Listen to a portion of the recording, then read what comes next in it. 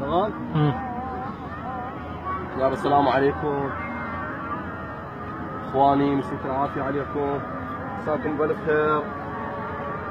لا بعيد على الصيد، اليوم دا اصيد كان يطلع هذا عندي بالشص،